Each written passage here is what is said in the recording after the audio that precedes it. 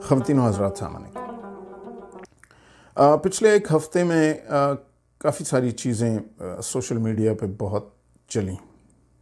एक तो यूएन की रिपोर्ट थी पाकिस्तान के हवाले से, ह्यूमन डेवलपमेंट इंडेक्स की, जिसमें हम सोमालिया, घाना, इथियोपिया, पता नहीं किस किस से पीछे। दूसरा एक बच्चा था जिसको मौलवी साहब के साथ कोई उसका स्कैंडल चला, उसके वालिद साहब ने देखा, फिर मौलवी साहब अरेस्ट हुए, फिर वालिद साहब ने माफ़ कर दिया, और फिर बहरहाल वो सोशल मीडिया पे बहुत चला, अभी भी शायद चल रहा है। तीसरी एक चीज़ थी जो कि और ये एक अकेला वाक़या नहीं है, ये बहुत से बच्चों के साथ फिर बहुत से ऐसे वाक़यात सोशल मीडिया पर रिपोर्ट हुए। तीसरी एक चीज़ जो सोशल मीडिया पे बहुत चली, मैंने ख़ुद देखी, मुझे अजीब सी फीलिंग थी, जिसमें एक भाई अपनी बहन का गला दबा के उसे बिस्तर में ही मार देता है। टोबा टेक सिंह का जिसका वाक़या था, और वालिद साहब पास बैठे में, और फिर जो बाद में आपके सामने चीज़ें आई कि जी वो इशू क्या था और रिलेशनशिप्स क्या थी। अब आप शायद इन सब को डिस्कनेक्टेड इवेंट्स के तौर पे देख रहे हो। अनफॉर्चुनेटली ये सारे कनेक्टेड इवेंट्स हैं, और जब तक हम ये कॉज एंड इफेक्ट नहीं समझेंगे, we are at a precipice, जहाँ से एक बहुत गहरी खाई है। We have to turn around from here, and this is all connected. And how is it connected, मैं आपके गोशगुजार करना चाहता हूँ। कोई भी जो मुल्क होता है जनाब, वो कोई फिज़िकल एंटिटी नहीं होती।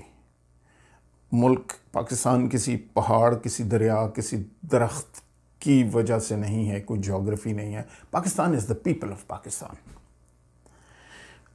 जो ममालिक तरक्की करते हैं वो इस वजह से क्योंकि उनकी ह्यूमन रिसोर्स तरक्की कर रही होती है, वहाँ पे तालीम बढ़ रही होती है।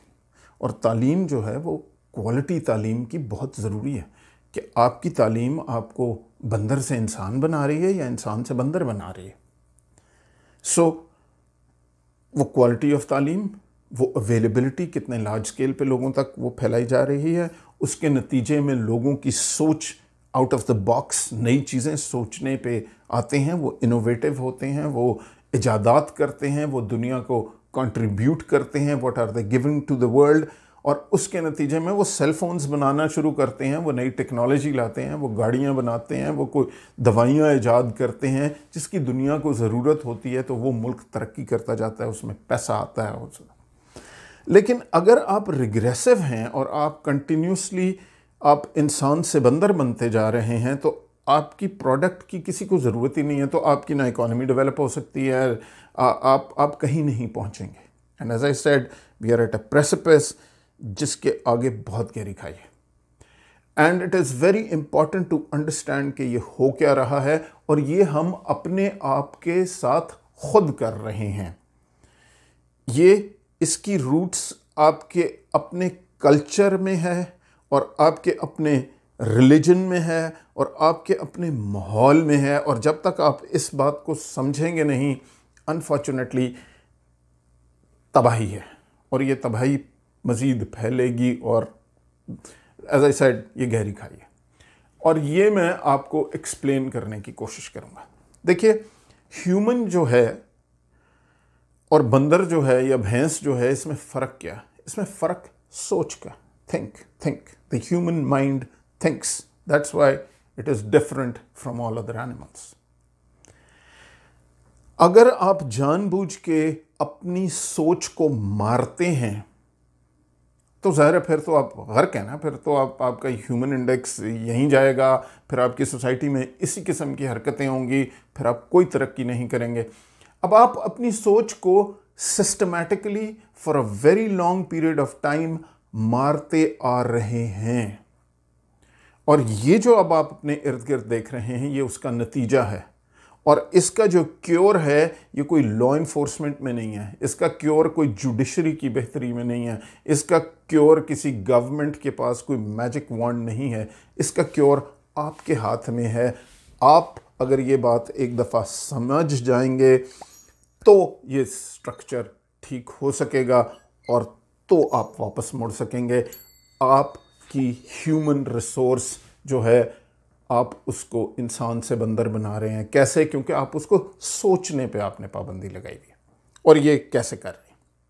देखिए, तालीम जो है वो आपके जहन को खोलती है। आप सोचते हैं। सोच का मतलब ये है कि मैंने देखा कि ओके, ये दो कोई चीज़ें हैं, इन दो में मैं ये दो चीज़ें जमा करूं तो ये 4 होता है। That is a process of scientific way of thinking. अगर आप मुझे कहें कि पहले मैं कोई चीज़ मान जाऊं और उसके बाद फिर वो मानी हुई चीज़ को और वो मैं ज़ोर ज़बरदस्ती डंडे से मान जाऊं और फिर मैं उसके लिए सपोर्टिंग एविडेंस ढूंढ के किसी तरह जस्टिफाई करना शुरू कर दूं, तो आप इंसान और जानवर में जो बेसिक फ़र्क था वही एलिमिनेट कर रहे हैं। आप उसको सोचने से रिस्ट्रिक्ट कर रहे हैं। और आपका जो निज़ाम तालीम है वो रट्टे पे बेस्ड है।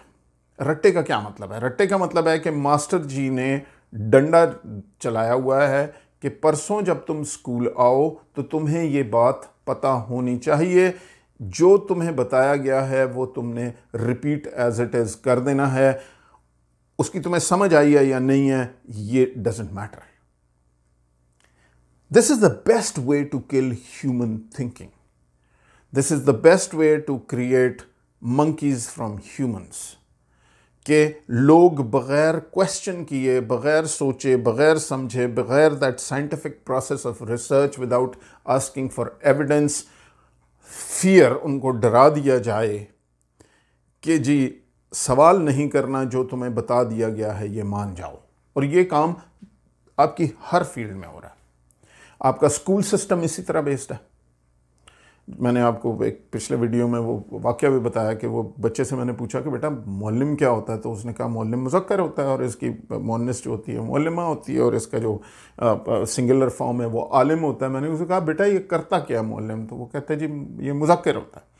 क्योंकि उसको आपने डंडे के ज़ोर पे सिर्फ रट्टा लगवा रहे हैं, जिससे आप उसके सोचने समझने की सलाहियत को मौकूफ़ कर रहे हैं और आप इंसान से उसको डिग्रेड कर रहे हैं नीचे। ये तो आपके स्कूल का सिस्टम है।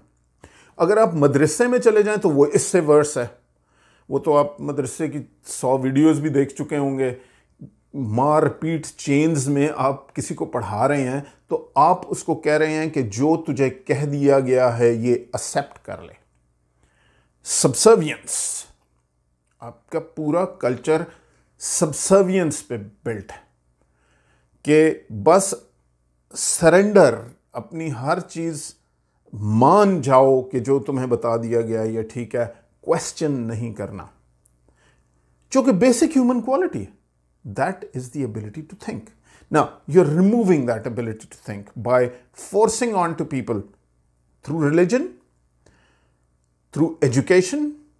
और फौज तो खैर होती, उसका काम ही है कि भाई तेरा सोचने से क्या काम है, जो तुझे ऑर्डर किया बस वो कर दो। उससे हो ये रहा है कि पूरी नेशन का जब थिंकिंग ख़त्म हो गई और हर शख्स रट्टे पे चली जा रहा है, रिलीजन की वजह से, सोसाइटी की वजह से, कल्चर आपका ऐसा है। अगर एक औरत ने कह दिया जी मेरा जिस्म मेरी मर्जी, तो उस पर तो ज़ाहिर है तूफान बदतमीजी। हालांकि what could be more natural than this? She is right, it's her body, it's her choice and she should have that choice. But let's kind of break it down into 2 things. Let's kind of break it down by gender. And there's a reason why I want to break it down by gender. Now, when I was a young child, तो मेरे वालिद साहब WPIDC शारग में काम करते होते थे। WPIDC शारग का मतलब था West Pakistan industrial development corporation, और उस दौर में ये जर्मन रन प्रोजेक्ट होता था। सो इसके जितने मैनेजर्स वगैरह जो होते थे वो सब जर्मन्स होते थे, अपनी फैमिलीज़ के साथ रहते होते थे एंड ऑल ऑफ दिस। अच्छा, उस प्रोजेक्ट पे मेरी वालदा साहिबा पढ़ी लिखी खातून थी। And I think where I am in my life is because I had an educated mother. और ये इन्फ्लुएंस बच्चे से इससे बड़ा एडवांटेज किसी बच्चे के पास नहीं होता, क्योंकि माँ की गोद वो पहली तालीम वाली जगह है जहाँ से बच्चा तालीम हासिल करता है। यहाँ से वो बंदर से इंसान बनेगा या इंसान से बंदर बनेगा, यहाँ से वो प्रोसेस शुरू हो जाता है। और ये बड़ा छोटा सा शॉर्ट लिव, अगर आपने उसकी सोचने समझने की सलाहियत एक पर्टिकुलर एज तक बंद कर दी और उसको खौफ के तहत अब आपने चलाना शुरू कर दिया, तो वो अब कभी इंसान दोबारा नहीं बन पाएगा। सो एंड PIDC का शारक का एक छोटा सा स्कूल था, और उस स्कूल में एक टाट वाला स्कूल था, और उसमें एक ट्यूबवेल था, और उसमें सारे बच्चे तख्ती लिखते थे, और मैं भी उसमें था। मेरी वालदा चूँकि पढ़ी लिखी खातून थी, तो I had this unfair advantage. She used to teach me घर पे लिखना, एंड आई एम टोल्ड कि जी मेरी जो उर्दू लिखने की उस वक़्त जो स्क्रिप्ट था मेरा, वो बहुत अच्छा था, लाइक ऑलमोस्ट कैलीग्राफिक था at that age, and you know my mother had taught me, and I used to enjoy it. एक दिन हमारे स्कूल में एक नए मास्टर साहब आए, उनका नाम मुझे शायद याद नहीं होना चाहिए था, बट चूँकि कई दफ़ा वालदा से रिपीट हुई ये बात, तो I remember his name was gulab Shah, probably gulab Shah, yes. मैं स्कूल गया, जब वो मास्टर साहब नए आए तो उन्होंने पहले दिन तख्ती सब बच्चों से मांगी, तो मुझसे मेरी तख्ती मांगी, मैंने उनको दी। तो उन्होंने देखी तख्ती, तो उन्होंने कहा जी ये किसने लिखी है? मैं कहा जी मैंने लिखी। उन्होंने कहा तुम झूठ बोलते हो, हाथ आगे करो। मैंने हाथ आगे कर दिया, उन्होंने डंडे बरसाए मेरे हाथ पे, बोलते हैं अब बताओ तख्ती किसने लिखी है? जी मैंने लिखी है। दूसरा हाथ आगे करो, दूसरे हाथ पे मैंने डंडे खाए, बोलते हैं अब बताओ तख्ती किसने लिखी है? मैं कहा जी मैंने लिखी। तो वो मुझे डंडे मारते रहे, और मैं पूछते थे तख्ती किसने लिखी है, मैं बता देता तख्ती मैंने लिखी। मैं जब घर वापस आया, एंड तो ज़ाहिर है मेरे हाथ सूजे हुए थे, नीले पीले थे, छोटा बच्चा था, must have been I don't know 5-6 years 7 years old। तो मेरी वालदा ने जब मेरे हाथ देखे तो उन्होंने कहा बेटा क्या हुआ?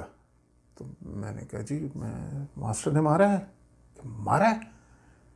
वेस्टर्न सोसाइटी में आप ये बात सोच नहीं सकते कि आप बच्चे को मारेंगे, बिकॉज जिस वक्त आपने बच्चे को मारा, आपने उसको इंसान से बंदर बनाने का प्रोसेस शुरू कर दिया। बच्चा नेचुरली इंक्विजिटिव है, वो अपने सोचने समझने की फैकल्टी डेवलप कर रहा है, उसके पास हज़ार सवाल आते हैं, और आप उसके वो हर सवाल को एंटरटेन करोगे अगर आप अपना फ्यूचर देखना चाहते हो एज अ ह्यूमैनिटी। सो जो मर्जी रीज़न हो। मेरी वालदा ने कहा क्यों मारा? मैंने कहा जी तख्ती कहता था किसने लिखी है? तो उसने कहा कि अगर उसको इतनी तकलीफ थी तो वो मिटवा के तुमसे फिर लिखवा लेता। Why was he hitting you? मैंने कहा जी, उसने कहा बेटा आओ मेरे साथ। वालदा ने उसी वक्त मुझे लिया, एंड चूँकि मैंने गुजारिश की, वालदा पढ़ी लिखी थी, जर्मन्स के साथ और उनकी जो फैमिलीज़ थी उनके साथ वालदा मेरी, and we were also Christians and they were Christians, and we had a prayer session probably on a Sunday, I can't remember it, but so my mother knew the project manager's wife. उन्होंने मुझे उसी वक्त साथ पकड़ा और हम project manager के घर पहुंची हैं, और उसकी बेगम के सामने उसने मेरे हाथ रखे हैं, कहती ये मेरा बच्चा है और ये तुम्हारे स्कूल के मास्टर ने इसके साथ किया। Now that German woman is obviously horrified. ये आज आप आज के दौर में किसी यूरोप US में ले जाएं कि जी किसी बच्चे को पीटा गया है स्कूल में और इस तरह डंडों से, तो इट्स हॉरिफाइंग। अब हमारे कल्चर में ये, हमारे कल्चर में तो इस तरह की बातें मैंने सुनी हैं कि जी अब जी हड्डियाँ माँ बाप की हैं और जो जो जो खाल है वो तो जी उस्ताद की है या फलाने की है। What stupid nonsense. You have to get over this shit, right? Because उस बच्चे को आप फियर नहीं दे सकते, आप इंसान से बंदर बना रहे हैं और उसके नतीजे में आपके ममालिक तबाह हो जाएंगे। अच्छा जी, वो हुआ ये है कि वो तो इतने हॉरिफाइड थे जर्मन्स के, ये क्या हुआ है, उनके लाइबिलिटी के इश्यूज बहुत ह्यूज होते हैं, गोरा और तरह सोचता है। वो तो उसी वक्त उन्होंने जनाब प्रोजेक्ट में तो खप पड़ गई, एंड वो पुलिस को बुला लिया गया कि जी इस आदमी को अरेस्ट किया जाए और उसे ले आया जाए, और बहुत बहुत खप पड़ गई। तरले मिलते हैं, माफ़ी तलाफ़ी जो भी। उन्होंने कहा जी ultimately that man they said कि जी इसको हम स्कूल में नहीं रख सकते। बाकी इसका पुलिस केस होना नहीं होना जो भी होना वो तो अलग कहानी है, लेकिन you can't teach in a school, क्योंकि कल किसी बच्चे को मारेगा फिर क्या होगा।